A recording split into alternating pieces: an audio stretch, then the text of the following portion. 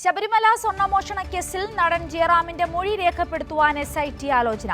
മൊഴിയെടുത്ത് സാക്ഷിയാക്കുവാനും സാധ്യത. ഷീജ ചേരുകയാണ് വിശദാംശങ്ങളുമായി.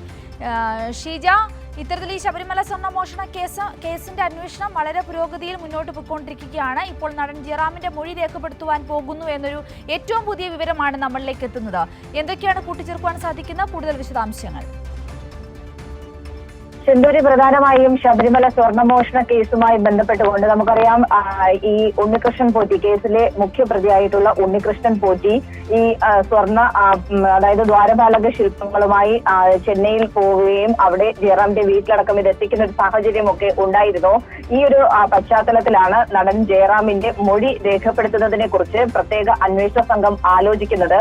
മൊഴി രേഖപ്പെടുത്തി ഈ കേസിലെ സാക്ഷിയാക്കുക എന്നുള്ളതാണ് SITയുടെ ആലോചന എന്ന് പറയുന്നത്. ഇതുമായി ബന്ധപ്പെട്ട് ആ രീതിയിൽ എവിടെയൊക്കെ ഉണ്ണികൃഷ്ണൻ പോറ്റി ഈ ശബരിമലയിലെ ദ്വാരപാലക ശില്പങ്ങളുമായി ഇത്തരത്തിൽ പ്രദർശനം നടത്തിയിട്ടുണ്ടോ, ദ്വാരപാലക ശില്പങ്ങൾ പ്രദർശിപ്പിച്ച് ഈ VIP-കളായിട്ടുള്ള പലരെയും ഈ രീതിയിൽ കബളിപ്പിച്ചിട്ടുണ്ട് എന്നുള്ളതാണ് SIT വിലയിരുത്തുന്നത്. അതിന്റെ അടിസ്ഥാനത്തിൽ തന്നെയാണ് ഈ ഒരു നീക്കം SIT ഇപ്പോൾ നടത്തുന്നത്. ഇത് സംബന്ധിച്ചുള്ള കാര്യങ്ങളിൽ ഒരു അന്തിമ തീരുമാനത്തിലേക്ക് SIT എത്തിയിട്ടില്ല. പക്ഷേ ഈ രീതിയിൽ നടൻ ജയറാമിൽ നിന്നടക്കം മൊഴി രേഖപ്പെടുത്തിക്കൊണ്ട് അവരെ സാക്ഷികളാക്കി കേസിൽ മുന്നോട്ട് പോകുക എന്നുള്ള ഒരു ആലോചനയാണ് നിലവിൽ ഇപ്പോൾ SITയിലുള്ളത്. ഇതുമായി ബന്ധപ്പെട്ട് കൂടുതൽ നിയമവശമടക്കം പരിശോധിച്ച ശേഷമായിരിക്കും ഇതിലൊരു അന്തിമ തീരുമാനത്തിലേക്ക് പ്രത്യേക അന്വേഷണ സംഘം എത്തിച്ചേരുക.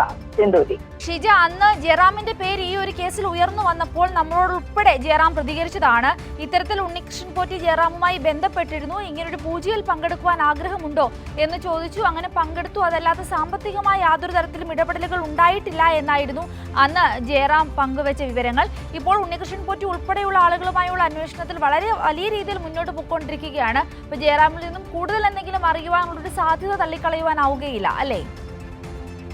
അതായത് ഈ കേസുമായി ബന്ധപ്പെട്ട് സിന്ധൂരി, നടൻ ജയറാമിലേക്കൊന്നും ഒരു ഘട്ടത്തിലും ഇതുവരെ പ്രത്യേക അന്വേഷണ സംഘം കടന്നിട്ടില്ല. അതുകൊണ്ട് അവർ ഇനിയിപ്പോൾ ജയറാമിനെ സമീപിച്ച് ജയറാമിന്റെ മൊഴി രേഖപ്പെടുത്തുക എന്നുള്ളതാണ് അവരുടെ ആലോചനയിലുള്ളത്. അതുകൊണ്ട് തന്നെ പ്രത്യേക അന്വേഷണ സംഘത്തിന് മുന്നിലേക്ക് ജയറാമിന്റെ ഒരു വേർഷനും വന്നിട്ടില്ല. അതിനിപ്പോൾ ജയറാമിൽ നിന്നും മൊഴിയെടുക്കുന്ന ഘട്ടത്തിൽ മാത്രമായിരിക്കും ഈ വിഷയവുമായി ബന്ധപ്പെട്ട് എന്തായിരിക്കും ജയറാം പ്രത്യേക അന്വേഷണ സംഘത്തിന് മുന്നിൽ പറയുക എന്നുള്ളതിലൊക്കെ ഒരു വ്യക്തത വരിക. പക്ഷേ സിന്ധൂർ സൂചിപ്പിച്ചതുപോലെ തന്നെ കൈരളി ന്യൂസിനോടക്കം ജയറാം പ്രതികരിച്ചിരുന്നു. പ്രതികരണത്തിൽ വ്യക്തമാക്കിയിരുന്നത് മറ്റ് ഒരു തരത്തിലുള്ള സാമ്പത്തിക ഇടപാടും ഉണ്ണികൃഷ്ണൻ പോറ്റിയുമായി നടന്നിട്ടില്ല എന്നുള്ള കാര്യം തന്നെയാണ്. ആ കാര്യങ്ങൾ തന്നെയായിരിക്കും ഒരുപക്ഷെ മൊഴി രേഖപ്പെടുത്തുന്നതിലേക്കടക്കം കടക്കുകയാണെങ്കിൽ ജയറാം വിശദീകരിക്കുക എന്നുള്ളത് തന്നെയാണ് ഈ ഒരു ഘട്ടത്തിൽ നമുക്ക് അനുമാനിക്കാൻ സാധിക്കുക.